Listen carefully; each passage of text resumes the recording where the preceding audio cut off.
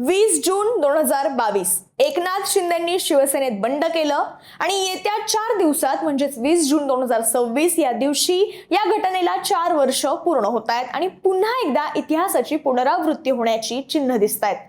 उद्धव ठाकरेंच्या शिवसेनेचे 9 पैकी तब्बल 7 खासदार आता शिंदेंच्या वाटेवर आहेत असं बोललं जात आहे। पडद्यामागे नेमकं काय घडतंय, हे फुटणारे 7 खासदार कोण आहेत आणि या फुटीमुळे कोणाला जॅकपॉट लागेल, सगळं सांगते। व्हिडिओ शेवटपर्यंत पहा। नमस्कार, मी शीतल आणि तुम्ही पाहताय ऑड इव्हन।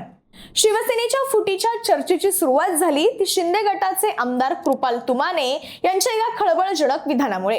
तुमाने यांनी दावा केला की उबाठा गटाचे 7 खासदार आणि 16 आमदार एकनाथ शिंदेंच्या संपर्कात असून त्यांची बोलणी ही अंतिम टप्प्यात आली आहे आणि याला त्यांनी ऑपरेशन टायगर असं नाव सुद्धा दिलं।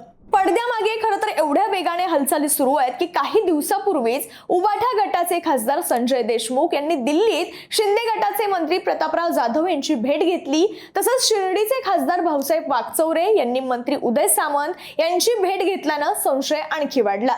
आता फुटण्याच्या चर्चेत असलेले हे 7 खासदार नेमके कोण आहेत, तर उद्धव ठाकरेंनी 14 जून रोजी मातोश्रीवर खासदारांची तातडीनं बैठक बोलावलेली, पण या बैठकीला 9 पैकी केवळ 4च खासदार प्रत्यक्ष उपस्थित होते आणि यामुळे राजकीय वर्तुळात चांगली चर्चा रंगलेली। अनुपस्थित राहिलेले खासदार कोणते होते, तर परभणीचे संजय जाधव हे धोंडे जेवण कार्यक्रमाच्या निमित्तानं कीर्तनात व्यस्त होते। पुढे धाराशिवचे ओमराजे निंबाळकर, त्यांच्या मुलाची प्रकृती ठीक नसल्यानं ते गैरहजर होते, मात्र ऑनलाईन बैठकीला उपस्थित राहिल्याचं आता सांगण्यात आलं। यानंतर हिंगोलीचे नागेश पाटील आष्टीकर यांचं काय, तर मुलगा विधान परिषद निवडणूक लढवत असल्याने ते बैठकीला अनुपस्थित होते आणि ते प्रचारात व्यस्त होते। पुढे यवतमाळ वाशिमचे संजय देशमुख हे मुलीच्या लग्नाच्या कामात व्यस्त होते। यानंतर शिर्डीचे भाऊसाहेब वाकचौरे हे दिवसभर नॉट रिचेबल होते आणि नंतर त्यांनी वैद्यकीय कारण हे पुढे केलं। संजय दिना पाटील हे बैठकीला तब्बल 1.5 तास उशिरा आले आणि ऑपरेशन टायगरवर बोलणं त्यांनी टाळलं। तसंच नाशिकच्या राजाभाऊ वाजेंनी जरी आपण ठाकरेंसोबत असल्याचं सांगितलं असलं तरी त्यांच्याही नावाची या फुटीर खासदारांमध्ये चर्चा सुरू आहे। या खासदारांच्या नाराजीची काही आतली कारणं सांगितली जात आहेत। पहिलं म्हणजे दुजाभावाची वागणूक। काही खासदारांच्या मते त्यांना नोकरापेक्षा वाईट वागणूक दिली जात असून ठाकरेंना भेटायला गेल्यावर तासनतास ताटकळत ठेवलं जातं। दुसरं म्हणजे विकास कामांचा अडथळा।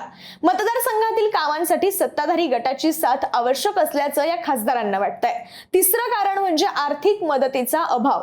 पक्षाकडून पुरेशी आर्थिक मदत मिळत नसल्याची तक्रार काही खासदारांनी केली आहे। आणि चौथं म्हणजे नेतृत्वावर अविश्वास। उद्धव ठाकरे किंवा आदित्य ठाकरे मतदारसंघाकडे फिरकत नाहीत अशी भावना सुद्धा काही खासदारांमध्ये। आता येऊयात महत्त्वाच्या मुद्द्याकडे, तो म्हणजे शिवसेना फुटीबाबत एवढ्या चर्चा सुरू असताना उद्धव ठाकरे डॅमेज कंट्रोलसाठी काय प्रयत्न करतायत। खरं तर सध्या काही जणांकडून असं सांगितलं जातंय की उद्धव ठाकरे डॅमेज कंट्रोल हे करतच नाहीयेत, तर दुसरीकडे असं सुद्धा बोललं जातंय की ठाकरेंनी प्रत्येक खासदाराला वैयक्तिकरित्या फोन करून विश्वासात घेण्याचा प्रयत्न केलाय।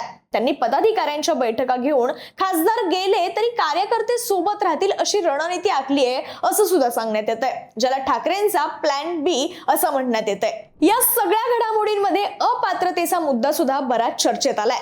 उबाठा गटाचे एकूण 9 खासदार आहेत। आता कायदा काय सांगतो, तर अपात्रतेची कारवाई टाळण्यासाठी 2/3 बहुमत हे आवश्यक आहे। 9 खासदारांच्या 2/3 म्हणजेच किमान 6 खासदारांनी एकत्र बाहेर पडून दुसऱ्या पक्षात विलीन होणं हे आवश्यक आहे। जर 5 किंवा त्यापेक्षा कमी खासदार फुटले तर ते अपात्र ठरू शकतात आणि म्हणूनच शिंदे गट 6 ते 7 खासदारांचा आकडा जुळवण्यासाठी प्रयत्नशील असल्याचं दिसतोय।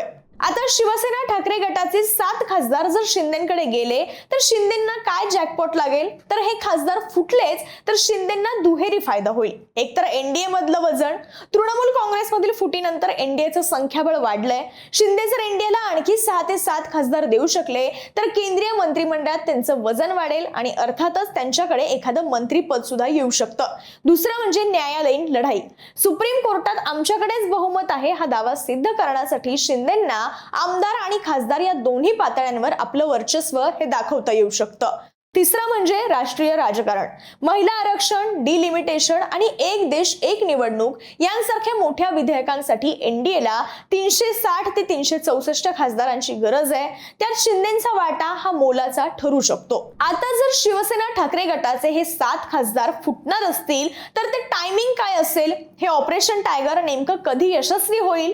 तर 19 जून रोजी शिवसेनेचा वर्धापन दिन असतो. या दिवशी हे ऑपरेशन टायगर यशस्वी होऊ शकतं किंवा मग 20 जून, कारण 2022 मध्ये जे शिवसेनेचं बंड झालं ते 20 जून रोजी झालेलं. त्या अनुषंगाने विचार केला तर 20 जून रोजी हे खासदार शिंदेंकडे जाऊ शकतात असं सांगण्यात येत आहे. थोडक्यात सांगायचं तर जुलैमध्ये होणाऱ्या संसदेच्या पावसाळी अधिवेशनापूर्वी हे मोठं धक्कातंत्र पाहायला मिळू शकतं असं सध्या तरी दिसतंय. आता उद्धव ठाकरेंच्या नेत्यांकडून सांगण्यात येतंय त्याप्रमाणे ऑपरेशन टायगर ही केवळ अफवा आहे की एक सुनियोजित राजकीय शस्त्रक्रिया, हे येत्या काही दिवसात स्पष्ट होईलच. पण एक मात्र नक्की की शिवसेनेचा 60वा वर्धापन दिन हा दोन्ही गटांसाठी अस्तित्वाची लढाई ठरणार आहे. उद्धव ठाकरे आपला उरलेला गड वाचवणार की एकनाथ शिंदे पुन्हा एकदा जॅकपॉट मारणार? याबाबत तुम्हाला काय वाटतं? कमेंट बॉक्समध्ये व्यक्त व्हा आणि ऑड इव्हनला सबस्क्राईब करायला विसरू नका.